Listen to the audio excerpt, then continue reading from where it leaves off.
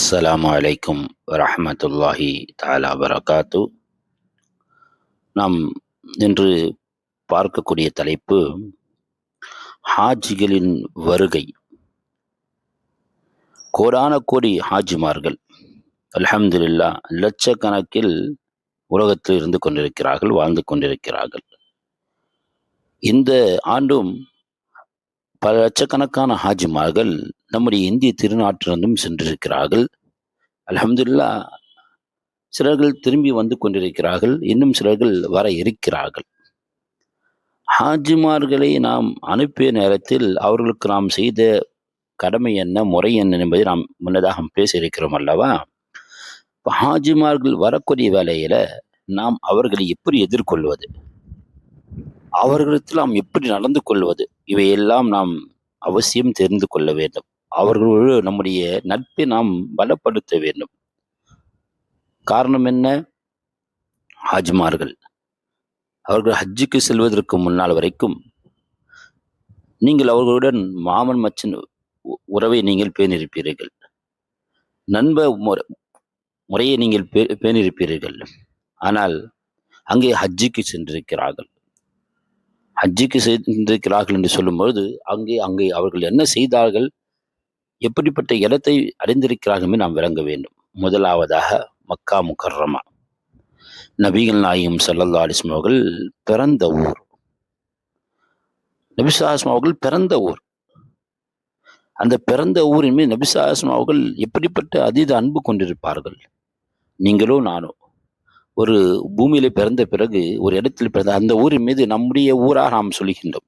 என் சொந்த ஊருங்க, எங்க சொந்த ஊர் சென்னை, எங்க சொந்த ஊர் தஞ்சாவூர், மதுரை, நம்ம சொல்றோமா இல்லையா? இப்ப நபிகள் நாயகம் அவர்கள் தனி சொந்த ஊர் மக்கா முக்கர்ரமா அவர்கள் பார்த்தார்கள். முதலாவதா மக்கா முக்கர்ரமா.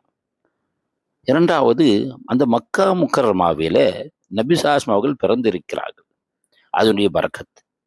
பிறகு அல்லாஹ்வுடைய வஹீயுடைய முதல் துவக்கம் அந்த மக்கா முக்கர்ரமாவிலே நிகழ்கிறது.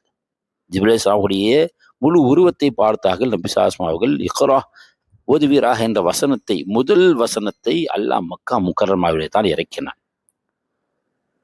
எண்ணற்ற இஸ்லாமிய சஹாபா பெருமக்கள், ஆண்கள் பெண்கள் அங்கே மக்கா முக்கர்ரமாவிலே பல தியாகம், இஸ்லாத்திற்காக பல தியாகம் செய்திருக்கிறார்கள். இவையெல்லாம் என்ன? ஹாஜிமார்கள் அங்கே அந்த பரக்கத்தை அடைந்திருக்கிறார்கள். அவர்கள் நம்மை சந்திக்க போகின்றார்கள்.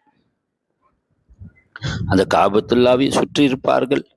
நபி ஸல்லல்லாஹு அலைஹி வஸல்லம் அவர்கள் எங்கெல்லாம் சென்றார்களோ அங்கெல்லாம் இந்த சகோதரர் சென்றிருப்பார், இந்த ஹாஜி சென்றிருப்பார்.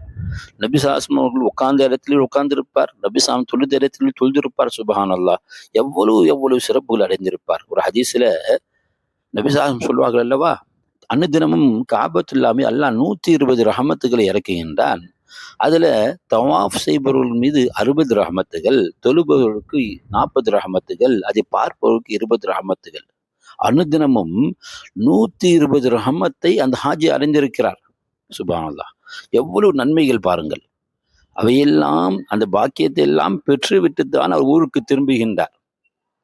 அது மட்டும் இல்லாமல் ஹஜ்ஜு என்ற ஒரு உயரிய கடமையை நிறைவேற்றுகின்றார். அந்த ஹஜ்ஜிலே எண்ணற்ற சிறப்புகள் இருக்கிறது. ஒரு ஹதீஸ் நபி ஸல்லல்லாஹு அலைஹி வஸல்லம் சொல்வார்கள், அல் ஹஜ்ஜுல் மப்ரூரு லைஸ லஹு ஜஸாஉன் இல்லல் ஜன்னா. நன்மை பயக்கக்கூடிய அந்த ஹஜ், ஏற்றுக்கொள்ளப்பட்ட ஹஜ் இருக்கிறது, அதற்கு சொர்க்கத்தை தவிர வேறு கூலி இல்லை என்று நபி ஸல்லல்லாஹு அலைஹி வஸல்லம் சொல்வார்கள் அல்லவா? அப்படிப்பட்ட ஹஜ். ஹஜ்ஜின்னு சொல்லும்போது அவர் மினாவை அடைவார், முஸ்தலிஃபா அடைவார், அரஃபாவிலே தங்குவார், மினா குர்பானி கொடுப்பார், தவாஃப் ஜியாரத் செய்வார். சுப்ஹானல்லாஹ், எவ்வளவு அமல்கள் இருக்கிறது நண்பர்களே.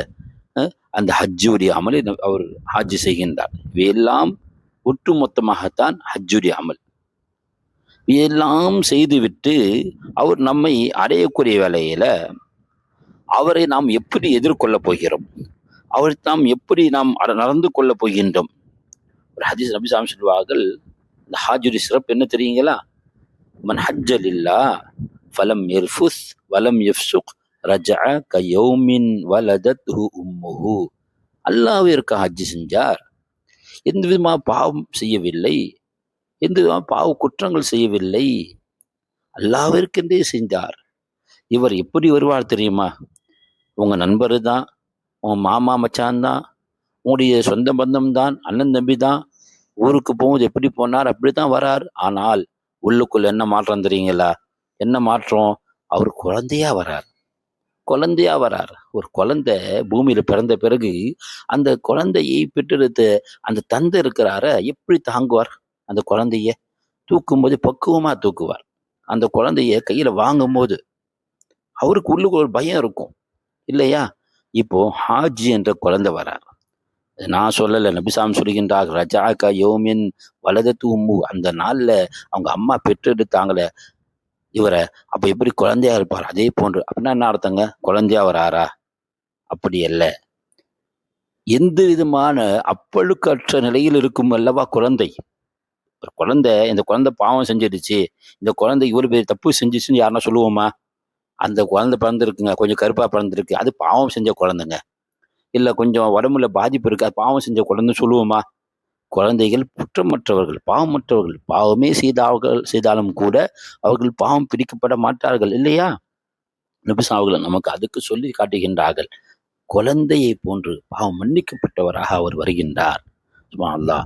அப்போ ஹாஜி உங்களுடைய உறவாக இருக்கலாம், உங்க நண்பர்களாக இருக்கலாம். ஆனால் அவர் பாவம் மன்னிக்கப்பட்டு அவர் வரும்பொழுது நாம் அவரை எப்படி எதிர்கொள்ள போகின்றோம்? இன்னொரு ஹதீஸ்ல அவர் சிறப்பு என்ன தெரியுங்களா? நபிசாம் சொன்னார்கள், அல்லாஹ் இந்த ஹாஜியை மன்னிப்பாயாக. நபிசாம் துவா செய்திருக்கிறார்கள். யாருக்கு? யார் மக்காவை சென்றடைந்து ஹஜ்ஜி செய்தாரோ அவருக்கு நபிசாம் துவா செய்தார்கள், அல்லாஹ் ஹாஜி மன்னிப்பாயாக. அந்த ஹாஜி ஹஜ்ஜி செய்தவர் யாருக்காக நீ மன்னிப்பு கேட்கின்றாரோ அவருக்காக மன்னிப்பாயாக. விளங்குதுங்களா? இப்ப நம்ம ஹாஜிமார் பார்க்கிறோம், அவர் எனக்காக துவா செய்தார், உங்களுக்காக துவா செய்தார்னு சொன்னா, என் பாவத்தையும் உங்க பாவத்தையும் மன்னிப்பதற்கு அல்லாஹ்விடத்துல நபிசாஸ்மாக துவா செய்திருக்கிறார்கள். இவர் துவா செஞ்சார்னா அந்த துவாவுடைய அங்கீகரிப்பை அல்லாஹ்விடத்துல நபிசாமும் கொண்டு செல்கின்றார்கள். எனவே ஹாஜி, அந்த ஹாஜியான வரக்கூடிய வேலையில் நாம் அவர் எப்படி எதிர்கொள்ள போகின்றோம்? நபிசாஸ்மா அவர்கள் சொன்ன ஒரு செய்தியை உங்களுக்கு நான் சொல்லுகின்றேன். இதா லகீத் அல் ஹாஜ், நபிசாம் சொல்வார்கள், நீங்கள் ஹாஜை சந்தித்தால், யாரு வேணா இருக்கலாம், ஹாஜிகள் சொந்தம் தான் இருக்கணும் அவசியம் இல்லை. ஒரு ஹாஜி வரார், ஹஜ்ஜிக்கு போயிட்டு வராருன்னா அவர் நாம் சந்திக்க வேண்டும். முதன்மையாக ஹாஜிகளுக்கு செய்ய வேண்டிய ஒழுக்க மாண்புகளை நாம் சந்திக்க வேண்டும். நபிசாம் சொல்கின்றார்கள், ஹாஜி சந்தித்தால் ஃபசல்லிம், அவருக்கு சலாம் சொல்லுங்கள். முதல்ல அவருக்கு சலாம் சொல்லணும். ரெண்டாவது சாஃபி, அவருக்கு முசாபா செய்ய வேண்டும். ஹஜ்ஜிக்கு போயிட்டு வந்தவர்கிட்ட, ஹஜ்ஜிக்கு தானே போயிட்டு வந்தாரு, உமராக தானே போயிட்டு வந்திருக்கிறாரு, நம்ம நண்பர் தானே, நம்ம மாமா மச்சான் தானே, நம் தட்டி கழிக்காமல் முறையாக அவருக்கு நாம் சலாம் சொல்ல வேண்டும், சந்திக்க வேண்டும். அவரை சந்திக்க செல்ல வேண்டும். ஹஜ்ஜிக்கு போயிட்டு வந்திருக்கான்னு தெரிஞ்சா முதல்ல அவரை சந்திக்க போகணும், சலாம் சொல்லணும், முசாபா செய்யணும்.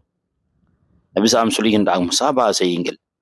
அவர் வீட்டிற்குள் நுழைவதற்கு முன்னால், ஹஜ்ஜிக்கு போயிட்டு ஏர்போர்ட்லாம் வராரு பார்த்தீங்களா, வீட்டுக்கு போகிறதுக்குள்ள அவர்கிட்ட என்ன செய்யுங்க, என் பாவத்துக்காக வேண்டி எனக்கும் பாவ மன்னிப்பு கேளுங்கன்னு சொல்லி அவர்கிட்ட கேட்கணுமா? அவர் பாவ மன்னிப்பு வீட்டுக்குள்ளே போகிறதுக்கும் பாவ மன்னிப்பு கேட்டால் அல்ல பாவத்தை மன்னிச்சிடுறான், அல்ல பாவத்தை மன்னிச்சிடுறான். விளங்குதுங்களா? அப்போ நாம் என்ன செய்யணும்? ஹாஜை சந்தித்தால் சலாம் சொல்லி முசாபா செய்து நாம் அவர் முறையாக சந்தித்து நம்முடைய பாவ மன்னிப்பிற்காகவும் அவருக்கு நாம் விண்ணப்பம் வைத்து கொள்ள வேண்டும். ஏன்? ஹாஜி மிகவும் பாக்கியம் உள்ளவர், மிகவும் சிறப்பிற்கு சொந்தக்காரர். நபிசாசம் சொல்வார்கள், ஒரு ஹதீஸ்ல வருகிறது, தர்கீப் என்ற கிதாபில் பதிவு செய்யப்படக்கூடிய, பஸார் என்ற கிதாபில் பதிவு செய்யப்படக்கூடிய ஹதீஸ், அபு மூசா ரலியல்லாஹு அன்ஹு அவர்கள் அறிவிப்பார்கள், என்ன, ஒரு ஹாஜி அவர் மறுமையிலே அல்லாஹ்விடத்தில் பரிந்து பேச தகுதியானவர். அவருடைய அந்த பரிந்து பேசுதல் சிபார்ஷ் இருக்கிறதே 400 குடும்பங்களுக்காக. எத்தனை குடும்பங்க? 400 குடும்பம். ஒரு குடும்பத்தை எத்தனை பேர் இருப்பாங்க? குறைஞ்சபட்சம் ஒரு 3 பேர் 4 நபர் இல்லையா? அதிகமாக கூட இருப்பாங்க. 400 குடும்பங்களுக்காக அவர் சிபாரிசு அல்லாஹ் ஏற்றுக்கொள்வான், அல்லது 400 நபர்களுக்காக அவர் சிபாரிசு அல்லாஹ் ஏற்றுக்கொள்வான் என்று சொல்லும் பொழுது ஹாஜுடைய மாண்பையும் மகத்துவத்தையும் நாம் விளங்கிவிட்டோம் அல்லவா? எனவே ஹாஜிகள் வருகின்றார்கள் நண்பர்களே, அவர்கள் நாம் எதிர்கொள்ள போகின்றோம்.